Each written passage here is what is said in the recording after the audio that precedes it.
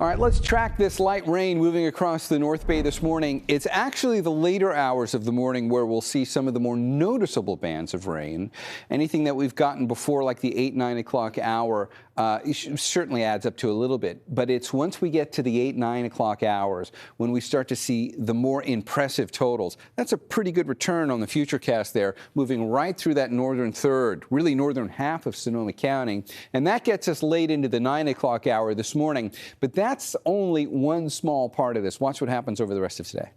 Now we're looking ahead to 11, noon, and we're still seeing scattered showers redeveloping.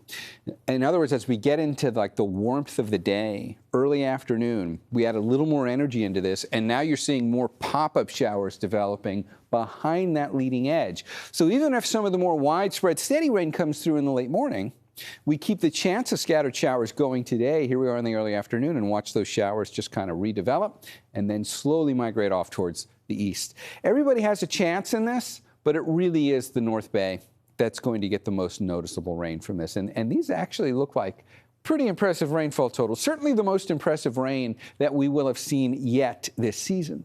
This stuff is nothing compared to what the storms were last year.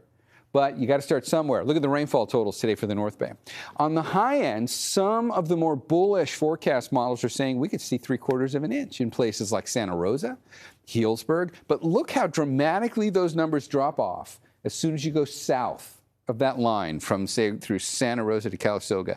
Much lower in terms of the rainfall totals. And those will be primarily from the spotty, isolated showers that develop through the early afternoon and into the late afternoon. And that's about it. And we're done with the rain after tonight. We're not seeing any more of this on Monday. You want to see where the next system's coming from? You would think it'd be that impressive storm there, but it's not. Next storm's coming from up there. It's going to sneak in from the north. And because of that, it's going to be one of those inside sliders. We put it into the long-range forecast and watch that thing slide inland. So that took us into early next week. There could be another one that comes in behind it that does sneak in. It's a little too early. The main point is we're going to get cooler air by the end of the week as that next system comes in. But for most of this week, it's a warm-up after today, because today we're still feeling the cool temperatures of this week's storm. The numbers will be in the low to mid 70s for most locations inland, mid to upper 60s for the majority of the bay itself. And when we look at the 7-day forecast, I've just got rain on there for Sunday at this point.